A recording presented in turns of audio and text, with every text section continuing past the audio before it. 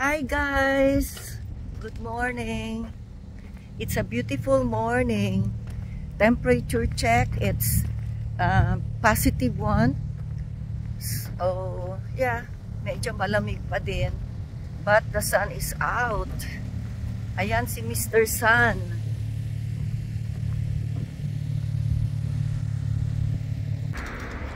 Nasa mata ko talaga yung araw. Ayan, oh. Ayan ang nakakatakot pag itong mga bikers na to bigla na lang lumalabas, no? Makamiedo si Ansiya na bikers. Alam nyo guys, dahil meron na kaming aming citizenship certificate, Canadian citizens na kami ng asawa ko. So, mag-a-apply kami ng aming Canadian passport. So, yung mga trips namin abroad, we realize the importance of having a Canadian passport. Kasi nga, yung mga experience namin, diba Dad? Yeah. Experience natin sa immigration, sa airports, pag ang hawak mo, Philippine passport, ang bagal ng processing. Like when we were in Iceland, tumagal kami dun sa immigration kasi paulit-ulit tignan yung passport, tapos paulit-ulit na biometrics. Mabait naman yung officer. Kaya lang, ewan ko anong nangyari sa aming biometrics. When we applied for our visa, nag-biometrics na kami. Pero pagdating dun sa airport, another na namang series of biometrics. Kasi hindi mabasa yung aming fingerprints. For some reason, siguro pag tumatanda na yung tao, siguro lumalabo na yung fingerprints. Kaya paulit-ulit na biometrics ang nangyari. Yung mga kapatid ko na ang hawak Canadian passports, nakadaan na. Mabilis yung processing pag Canadian passport. Pero yung Philippine passport talagang, ay nako, akala ko maiwan na kami ng aming plane kasi connecting flight kami dun sa Iceland. Pero yung pinakagrabe naming experience, wow, si Mr. Sun talaga nasa mukha.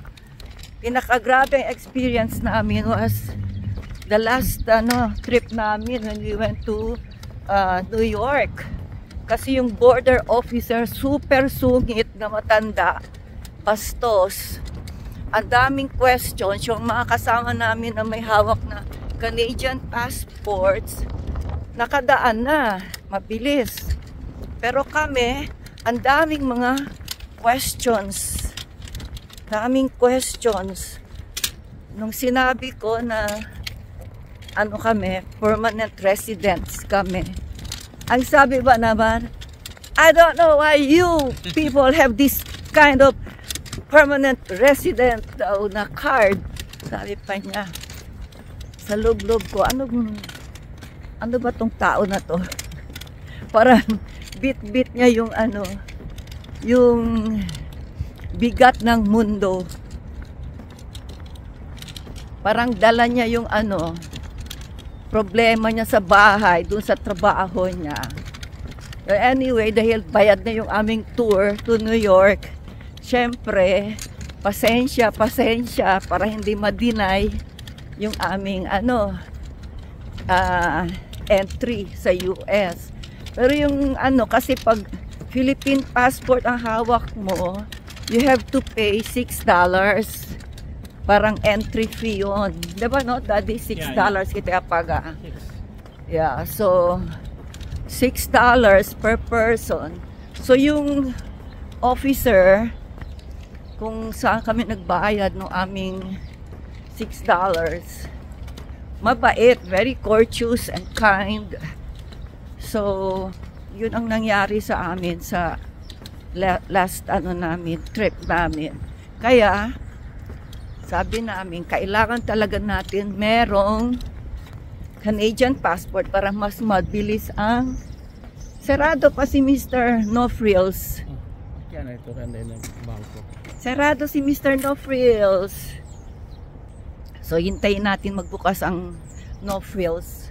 Tapos, konti lang naman ang bibilihin namin. Anyway, yeah.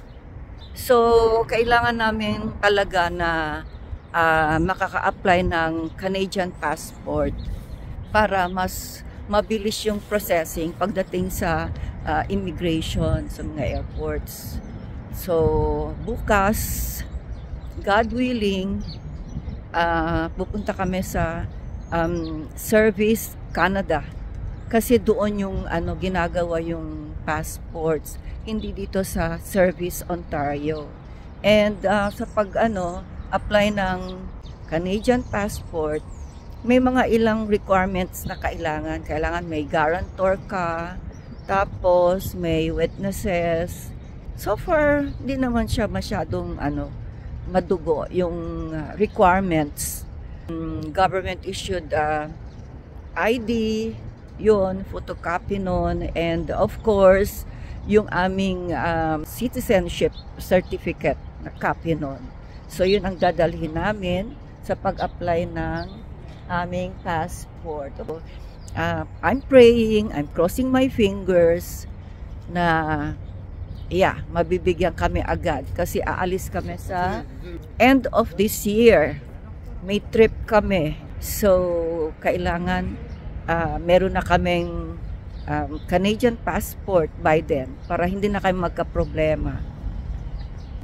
Anyway, maski na mag-a-apply kami ng Canadian passport, mag-a-apply pa din kami ng Philippine passport. Magdudual citizenship kami. Kasi, syempre, iba na din yung may hawak ka ding Philippine passport. So, hindi ko pa alam kung kailan namin gagawin yung aming Philippine passport. But, as soon as possible, gagawin namin.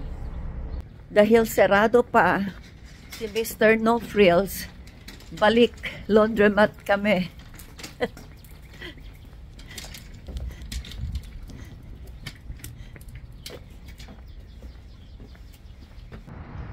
Yapichya tu. Bakit bagal ng traffic light? Hi, good morning. We're ready to go to Service Canada today. Dala na namin yung aming application for the passport. So, maaga pa. It's only like a little after 7 a.m. At ang nila opening hour is actually 8:30. 8:30. No, it's 8:30. So, kailangan maaga nandun na kami para makapila kasi nga wala naman kaming appointment. So, mag-Uber kami. The good thing is, malapit lang yung town center, yung Service Canada dito. It's like 10-minute ride by car to get there. So, hindi siya masyadong malayo. So, mura lang ang bayad sa Uber. Magkano bayad sa Uber? 10. So, $10 lang.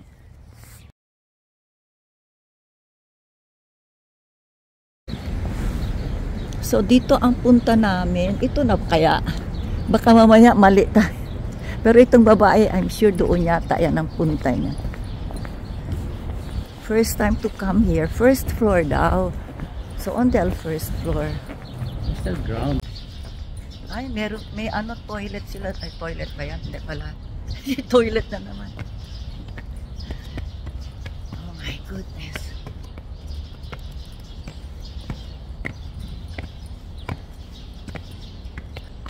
Tingnan mo nga.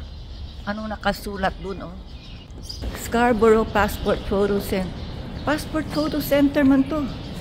Saan man yung Ay, baka doon sa kabila.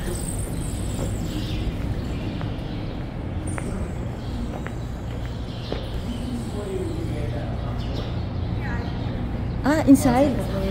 Okay, so it's inside. Dito pala talaga. Kapasok. Oh, may pil.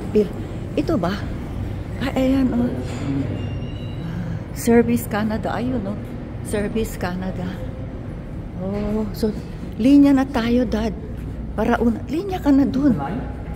Ah, okay. Get inside yan. So, ito pala ang sa loob ng Service Canada. Saan ang daan? Para tayong engot.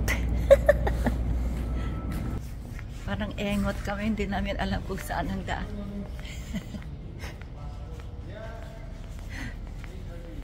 Yeah, 8:30, but we want to be first. Better to be early. Yeah, exactly. And we have no appointment. No. They don't take appointment. Yeah, exactly. So there. You take my picture there on Service Canada.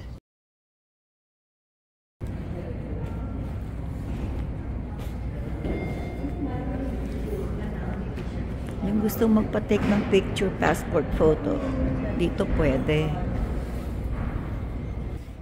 So since maaga kami, ayan, number 2 kami sa line. Pero ang hintay naman namin is 1 hour pa. 1 hour na nakatayo, walang silya, walang upuan dito. Ay duele di mio piesa che ara un rato. Pensa pa che di balcon. El silla. Dito yung magic chair. Chalo lang. Ala o busca kita Lego. Iyo, busca yo Lego. Onde pwede sinta. Ready ka na? Dahil ang tagal ng hintay, more than 30 minutes pa yung hintay, kaya eto, umupo na lang ako dito sa makapagalitan ako dito at umupo ako dito. Anyway, masakit na yung paa ko sa katatayo. Kaya, pasensya na lang dito sa upuan. Buti na lang kaysa wala. Huwag lang ako paalisin dito. Pahaba na yung line. Ayan, oh. Ayan. Pahaba na siya. May ilan ang nakalinya. Buti na lang maaga kami. Masakit na yung paa ko sa tatayo. Umihi na kami and everything. Nandito pa kami nakatayo. Mahaba na yung pila. Isang oras lang kami naghintay. More than 1 hour. More than 1 hour. Oh no!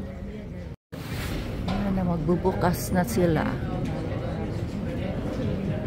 May security na doon. Yung linya na doon na sa likod. Ayan ang aming ticket. Second kami in line. Yeah, it's okay. Just hold.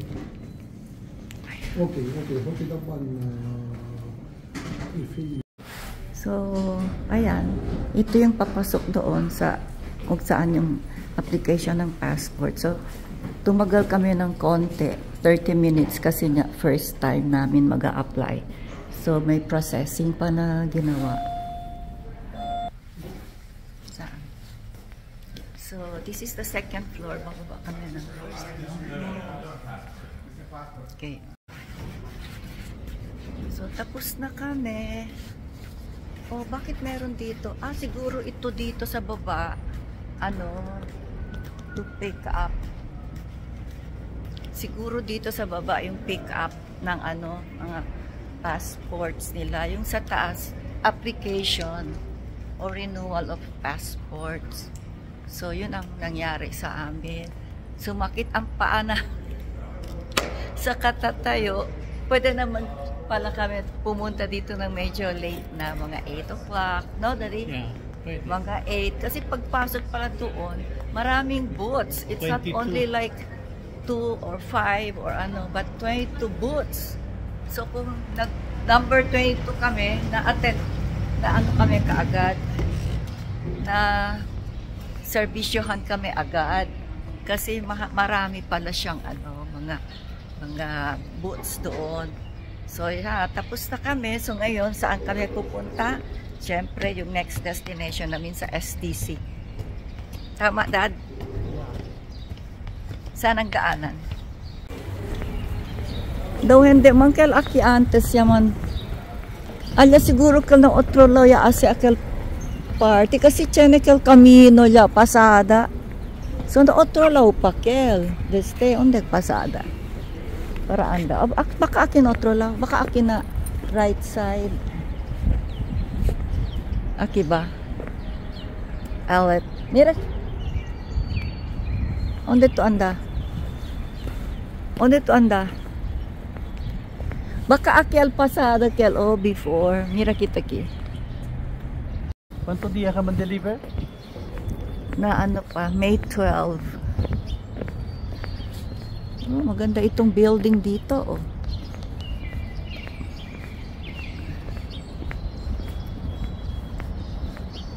So ito yung building kung saan yung Service Canada is located. 200 Town Center Court. Parang dito yata ginawa yung ano noon. Yung Filipino. Oh yeah, ito na nga daddy. We go upstairs there. And then tumbok sa ano STC. Ba't ang daming basura dito? Ba't ang daming ano garbage bags lying around? What is that?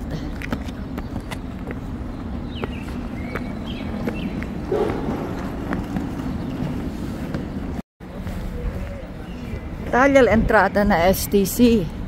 Problema kay ben temprano. Zero pa agenda. Alas 9 parang alas 10 abri.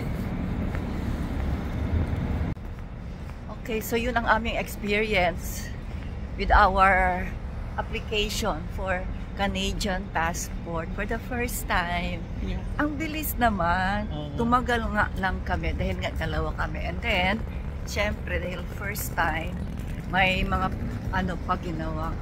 Checking, processing. But all in all, we were done in 30 minutes. 30 minutes natapos na. So, it's 9 o'clock. I don't know what stores are open dito ngayon. So, yeah, magsa-shopping muna kami. Shopping muna kami na asawa ko. Bye! Almost 9. 30 minutes. Thanks for watching. Salamat sa pagsama sa amin sa aming application ng passport. Guys, alam nyo, I'm so happy kasi dumating na yung aking passport. Yung passport ko dumating na. Pero we were out yesterday and nung Monday lang kami pumunta, so 5 days after dumating na siya. But because nga wala kami, so ngayon kukunin ko dun sa sa Shoppers Drug. So siguro bukas na lang. And I'm sure yung sa asawa ko nandiyan na din. Siguro bukas din ang dating noon. So I can pick them up as long as I have your ID with me, no? Maybe. Diba? Maybe. Yeah, pwede. So, ayan, nakikita ko na yung pupuntahan namin. Nakikita ko na yung pupuntahan namin. Madami siya.